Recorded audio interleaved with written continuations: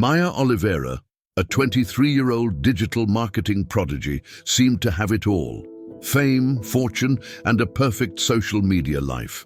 But behind the carefully curated posts lay a young woman on the brink of collapse. Follow Maya's journey from burnout to breakthrough as she rediscovers faith, authenticity, and true success in the most unexpected places. At 23, I had what most people would call the perfect life. My social media feeds showcased an enviable existence, speaking at prestigious tech conferences, traveling to exotic locations, and building a seven-figure digital marketing agency. The world knew me as Maya Oliveira, the Gen Z entrepreneur who made it before her peers had even finished college. But behind the carefully curated Instagram posts and LinkedIn success stories, I was crumbling. It started 3 years ago when I dropped out of university to pursue my dreams of digital entrepreneurship. My father, David, a traditional Portuguese immigrant who had worked his way up in corporate finance, was devastated. "Maya, you're throwing away your future," he said during our last real conversation before I moved out. Only my mother, Grace, tried to bridge the growing gap between us, though I could see the worry in her eyes every time we had our weekly video calls. The irony wasn't lost on me. I had 500,000 followers who hung on my every word about authentic living and pursuing your passion. Yet I couldn't remember the last time I had an authentic conversation with anyone, including myself. My business partner, Alex Thompson, kept pushing for more growth, more visibility, more everything. "We're just getting started, May," he'd say, already planning our next big move before we'd finish celebrating the current one. The breakdown didn't come as a dramatic crash. Instead, it was more like a slow, steady drain of everything that once made me feel alive. I maintained my public smile through speaking engagements and strategy sessions with clients, but my private moments were filled with panic attacks and a deepening sense of disconnection. My mentor, Liam Parker, was the first to notice something was wrong. During a late-night strategy call from my hotel room in Dubai, he stopped mid-sentence about our latest project. "May, when was the last time you felt joy? Not success, not achievement, just joy?" The question hit me like a physical blow. I opened my mouth to answer and realized I couldn't remember. The perfectly crafted walls I'd built around myself began to crack. That night, alone in my luxury hotel room, with its spectacular view of the city lights, I found myself on my knees, sobbing uncontrollably for the first time since I was a child. The next morning, I was scheduled to speak to a room of aspiring entrepreneurs about building your empire without losing your soul. The irony was suffocating. As I stood backstage, my hands shaking despite my power suit and perfect makeup, I heard a gentle voice beside me. First time speaking? It was Sarah Rodriguez, another speaker at the conference. Something about her genuine smile and the lack of the usual networking intensity in her eyes made me pause. "No," I replied. "I've done this hundreds of times. I don't know if I can lie anymore." Instead of the judgment I expected, Sarah's eyes filled with understanding. "Then don't," she said simply. "Tell them the truth. Sometimes the biggest breakthrough comes when we finally admit we're broken." Or, those words would mark the beginning of my real journey. Not to success as the world defined it, but to something far more precious: genuine healing and authentic faith. But first, I had to face the very public unraveling of the perfect life I'd created. My world was built on carefully constructed opposites. In public spaces, I was surrounded by the sleek, modern aesthetics of tech conferences and luxury co-working spaces. My Instagram feed showed me working from beachfront villas and trendy cafes around the world. But increasingly, I found myself drawn to quiet, forgotten corners, empty hotel stairwells where I could breathe, abandoned coffee shops where nobody knew my name. Sarah Rodriguez became an unexpected constant in my life after that Dubai conference. Unlike the usual relationships in my industry, built on mutual benefit and strategic connections, Sarah had a disarming authenticity about her. I learned she had walked a similar path years before, building and burning out in the fashion industry before finding her way to faith and a more balanced life. "You've created a beautiful prison," she told me one evening during a video call. As I sat in my Singapore apartment overlooking the marina, "The walls are made of others' expectations, and you're both the prisoner and the guard." My parents, watching from afar, were living their own version of this complexity. My father, David, despite his disapproval of my choices, religiously followed all my social media posts and business news. My mother later told me she would find him late at night, watching my keynote speeches with a mixture of pride and concern. "He lights a candle for you at church every Sunday," she confided during one of our calls. "He may not understand your world, Maya, but he never stopped praying for you." Liam Parker, my mentor, began showing me a different side of success.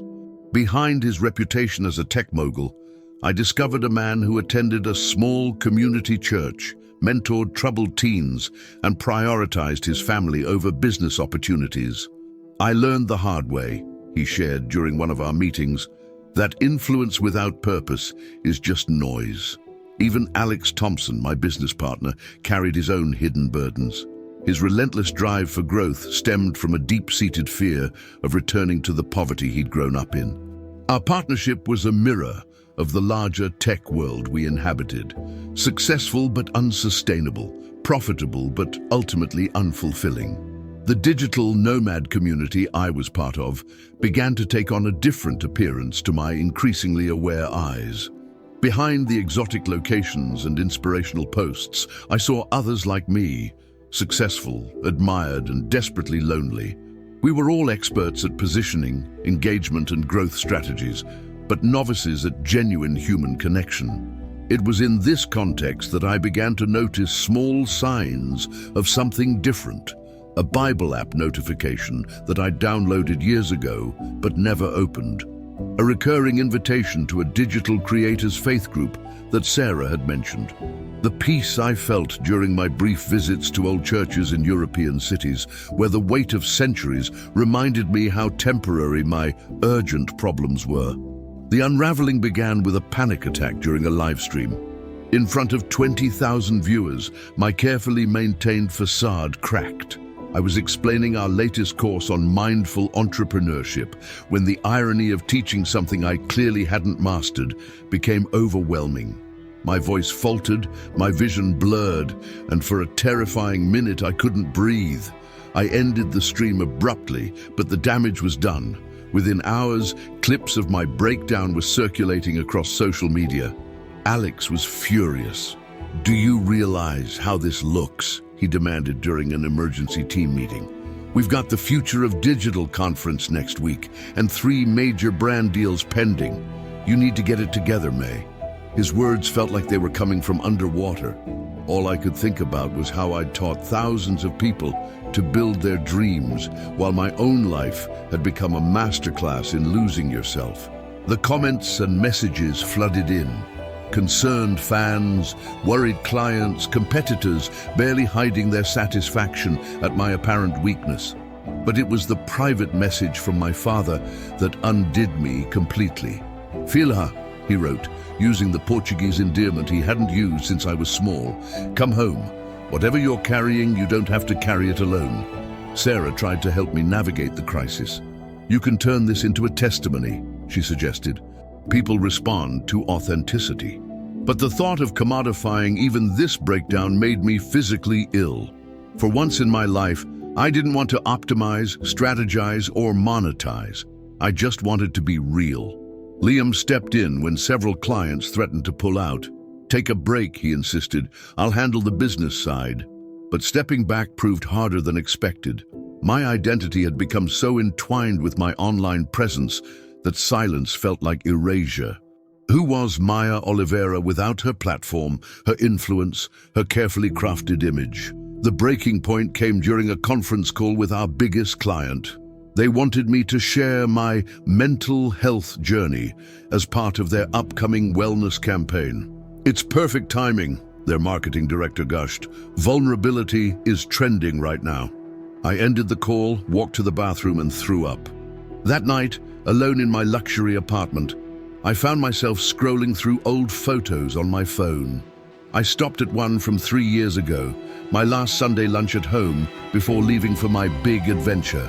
In it, my mother was lighting candles on our family's small altar, my father was pretending not to pose while obviously posing, and I was laughing at something now forgotten. We looked happy, we looked real.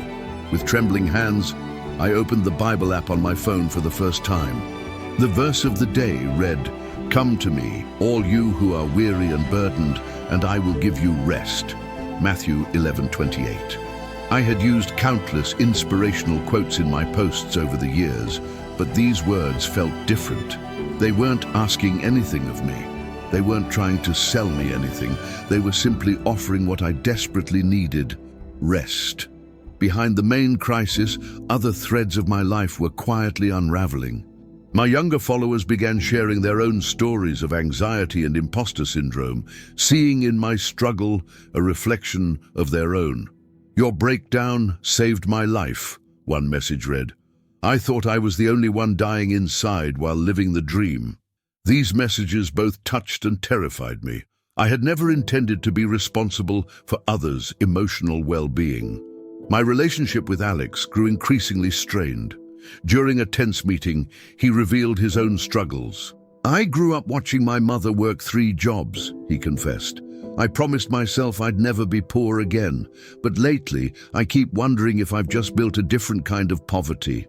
Our partnership, once focused solely on growth, began shifting toward uncomfortable but necessary conversations about purpose and fulfillment. My mother, ever perceptive, began sending me daily voice messages, not about business or success, but about small, human moments. She shared stories about our family history, about her own journey as an immigrant, about the faith that had carried her through dark times. "Remember the story of your name?" she asked one day.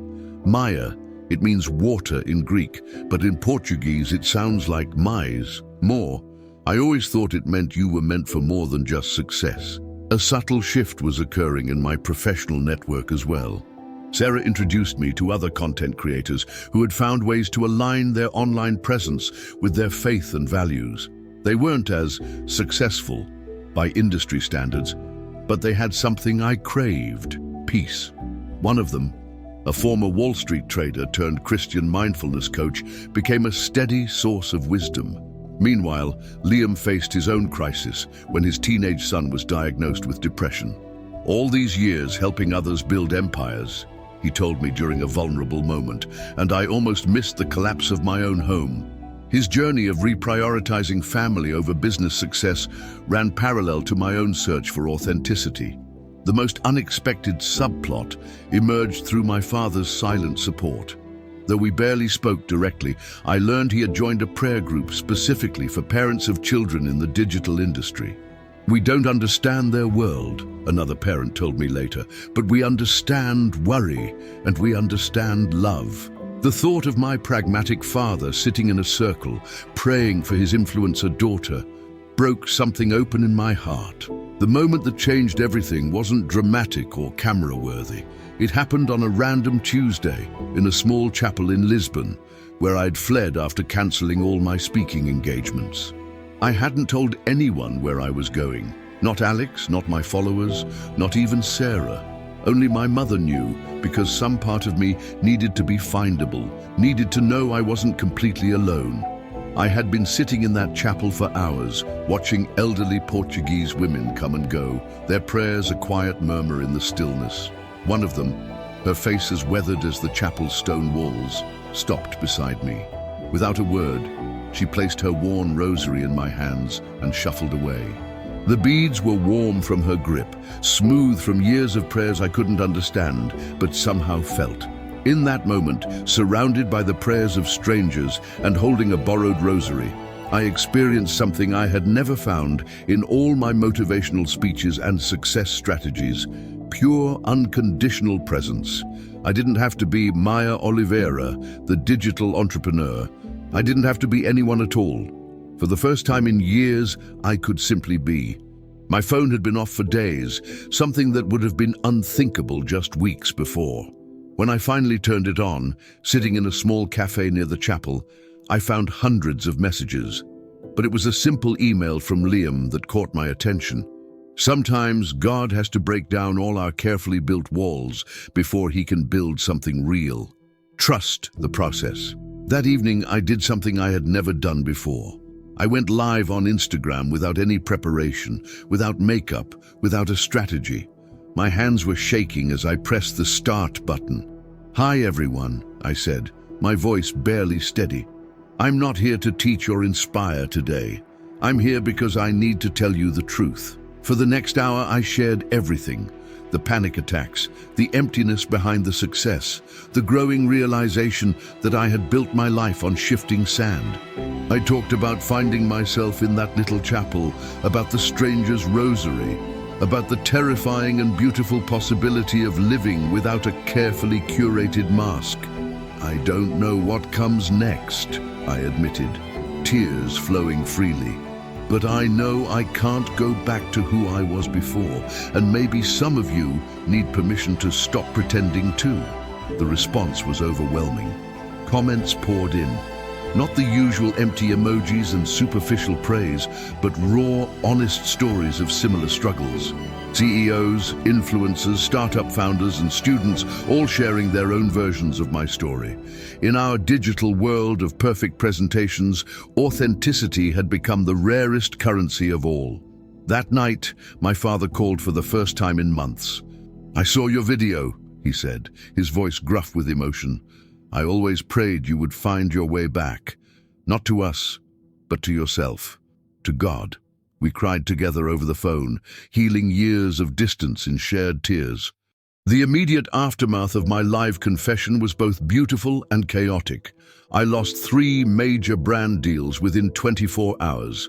"This isn't aligned with our image," their carefully worded emails explained. But for every door that closed, unexpected windows opened. My follower count actually increased, though the demographics shifted significantly. Instead of aspiring entrepreneurs seeking quick success, I found myself connecting with people hungry for authentic conversation about faith, purpose, and mental health. Alex's reaction surprised me most. After 2 days of silence, he asked to meet in person. I found him changed, more vulnerable than I'd ever seen him. "Your live stream made me confront my own truth," he said over coffee. "I've been running too, just in expensive shoes." We spent hours restructuring our business model, shifting from growth at all costs to what we called conscious impact. We lost clients, yes, but the ones who stayed became partners in something more meaningful than mere profit. Sarah became not just a friend, but a spiritual mentor, helping me navigate the intersection of faith and digital influence. "Your platform isn't a pulpit," she advised, "but it can be a place of genuine connection." She introduced me to her small group of Christian entrepreneurs who met weekly online for prayer and support. Their acceptance of my messy journey taught me more about grace than any sermon could. My mother, in her wisdom, helped me reconnect with my Portuguese roots and the faith of my childhood. She taught me old prayers in Portuguese, their familiar rhythms soothing my anxious heart. "Faith isn't about performance," she reminded me. "It's about presence, being real with God and yourself." Indeed, the most profound changes happened offline. I started attending a local church, not to network or create content, but simply to be. I joined a small group of young professionals struggling with similar questions about purpose and authenticity. In that safe space, I learned to speak about my struggles without feeling the need to package them into inspirational lessons. My father's transformation was equally remarkable. One evening, he sent me a photo of his own social media post, his first ever. It was a simple picture of us from years ago, with a caption that read, "Proud of my daughter's courage to choose truth over success. Sometimes the greatest victory is surrender." Coming from him, these words meant everything.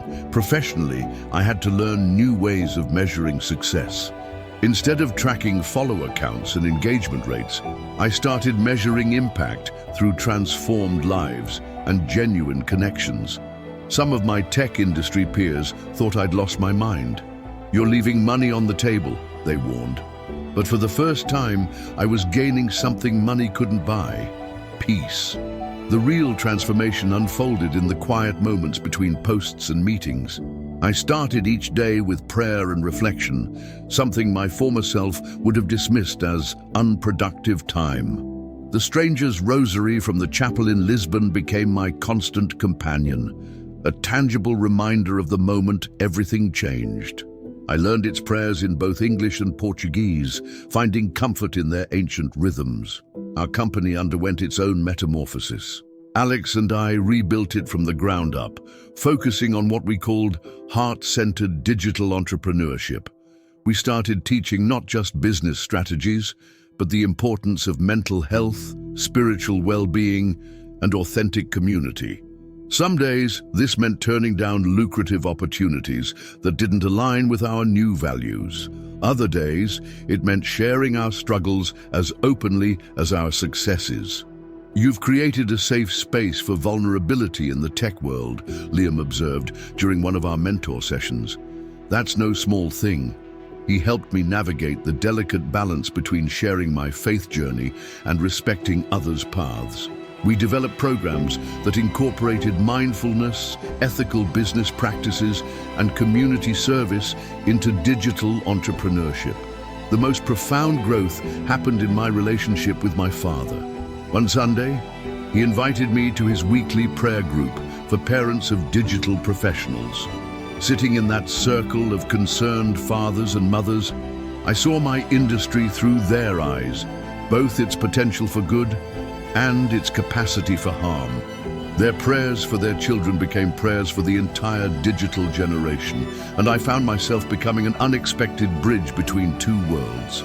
Sarah and I co-created a community for Christian digital entrepreneurs, but with a difference. We focused on being rather than doing. "Success is not about what you achieve," became our mantra, but who you become. Weekly virtual prayer meetings turned into genuine friendships.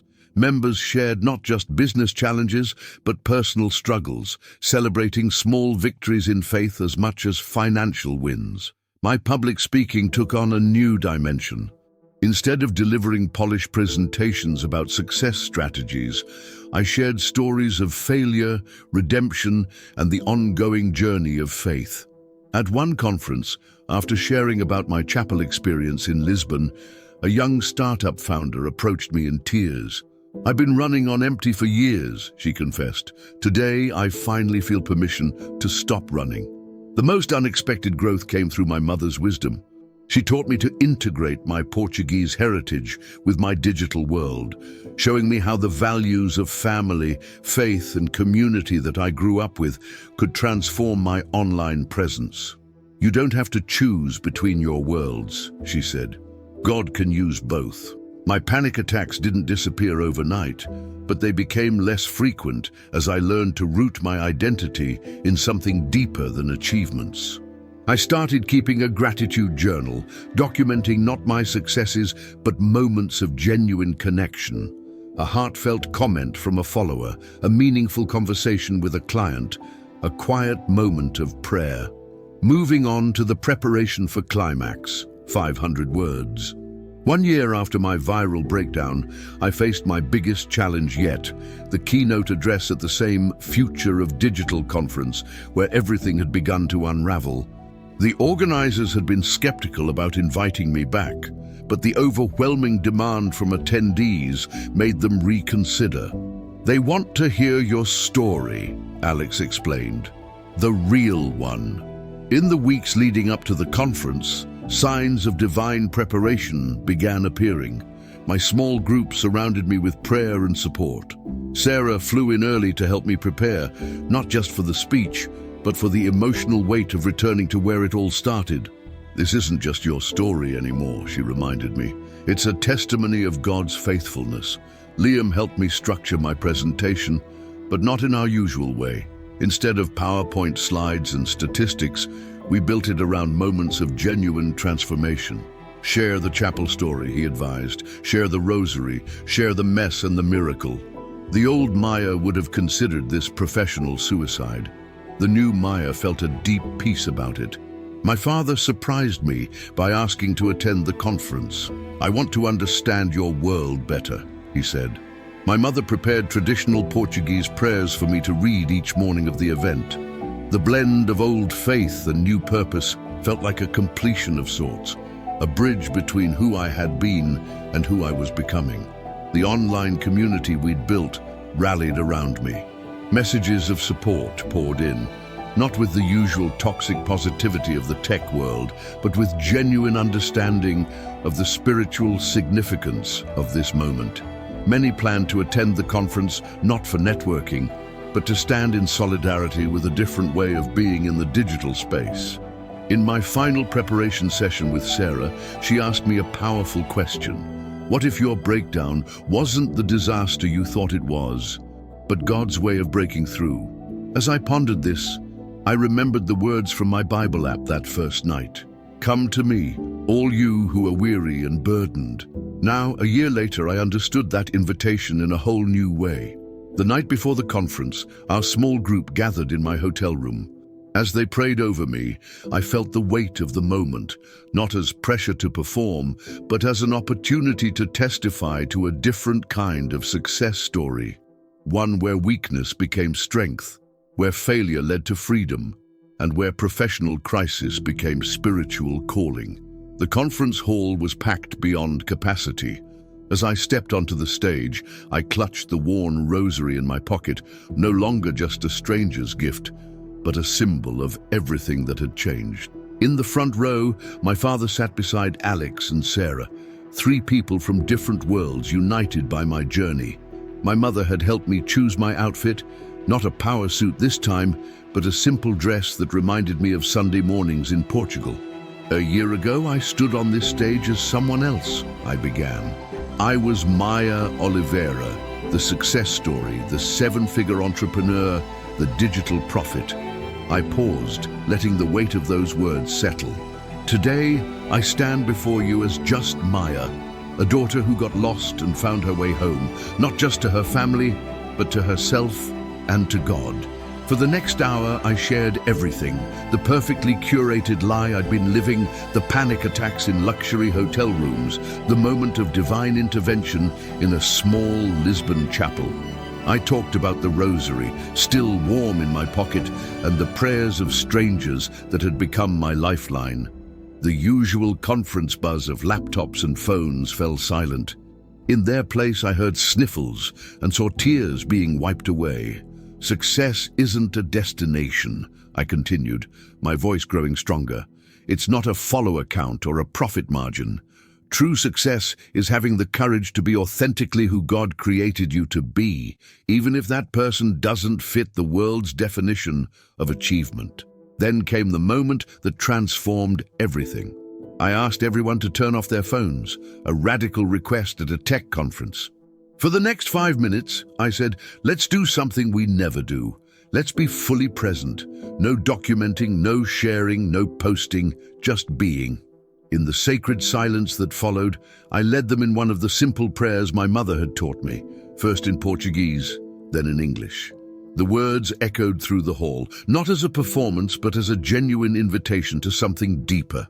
I saw hardened tech veterans wiping away tears, influencers letting their carefully maintained masks slip, startup founders exhaling years of pressure. When the lights came up, no one moved. The usual rush to post and share was replaced by something more precious, genuine human connection. People turned to their neighbors, sharing their own stories of burnout and longing for authenticity. The conference schedule fell away as the hall transformed into a space of confession and communion. My father made his way to the stage, tears streaming down his face. Without words, he enveloped me in an embrace that bridged years of misunderstanding.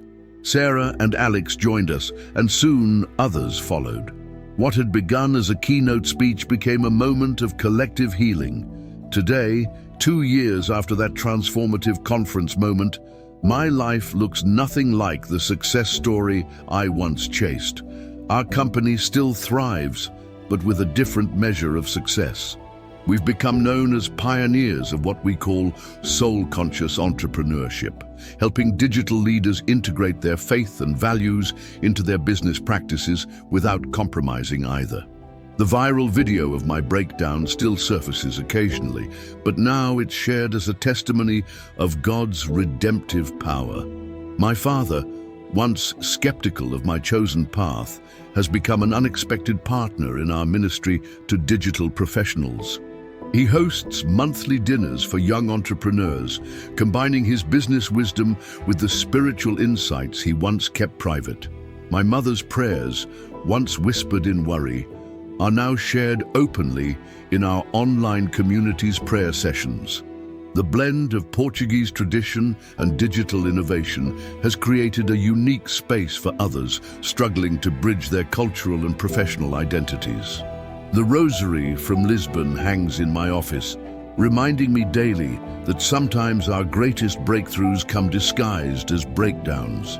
Sarah and I launched a mentorship program specifically for Christian women in tech, helping them navigate the unique challenges of maintaining their faith in a fast-paced digital world. We've seen countless young professionals find their own path to authentic success, defining it not by metrics, but by meaning. Liam often reminds me that my story isn't about leaving the digital world, but transforming how we show up in it. You're not called to abandon your influence, he says, but to use it differently. This has become my daily practice, being real about both struggles and victories, sharing my faith journey without pretense or performance. As I write this, I'm sitting in that same Lisbon chapel where everything changed. I come here every year now, a personal pilgrimage to remember and renew. The elderly woman who gave me her rosary has long since passed, but her simple act of kindness sparked a revolution in my life and countless others. My latest post on LinkedIn isn't about business strategies or success metrics.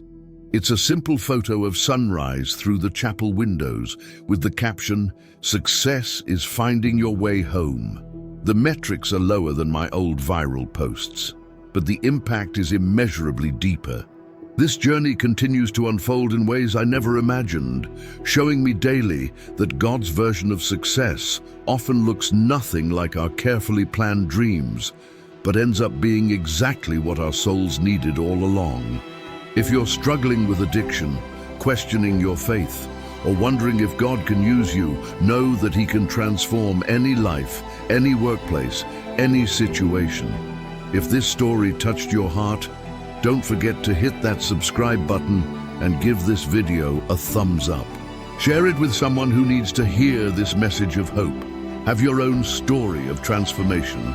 Share it in the comments below. Your testimony might be exactly what someone else needs to hear today.